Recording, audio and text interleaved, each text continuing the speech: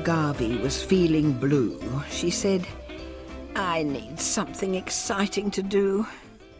The community pool? Now there's an idea. I haven't been swimming in over a year." Then she thought of something that made her heart skip. The high diving board, the ultimate trip. "That's it," she shouted. "We're off for a dive." And she grabbed the dog and did a high five as she dashed for the door with a lively lunge. "Prepare yourself, Pooch. We're taking the plunge."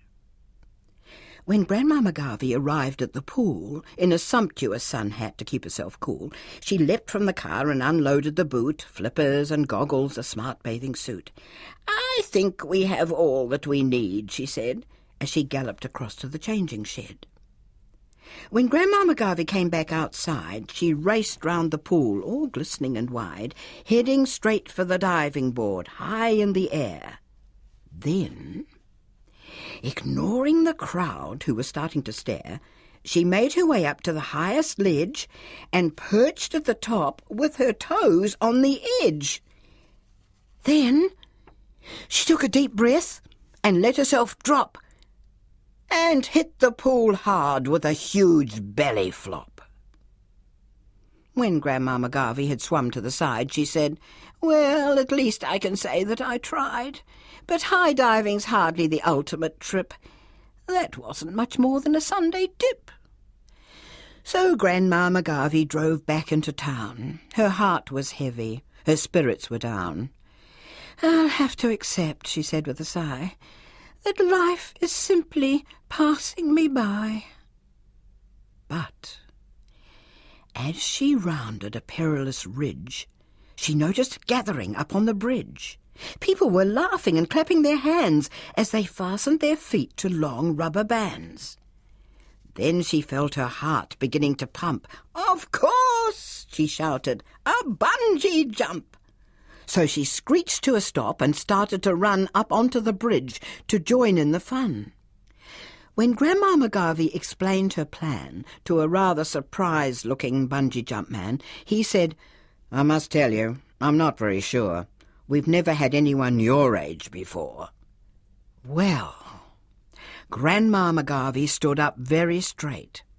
"Then we'd better get started before it's too late," she snapped as she glanced at the valley below. "Just fasten me up. I'm ready to go." When Grandma McGarvey leapt into space, she felt the whoosh of the wind in her face, and her hair flew about like dandelion seed as she plummeted headlong with gathering speed. Then a gaggle of gulls flew over to stare, and one of them laid an egg in her hair. "Out of my way!" shouted Grandma with glee. "Not even Batman is faster than me."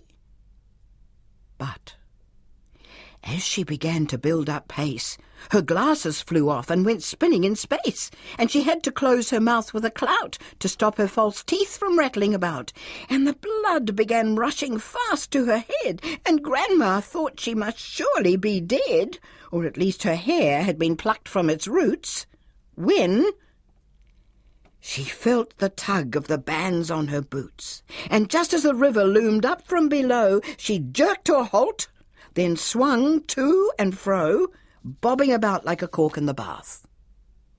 Then Grandma McGarvey started to laugh. "I did it!" she shouted. "I'm free as you please! A high-flying grandma shooting the breeze!"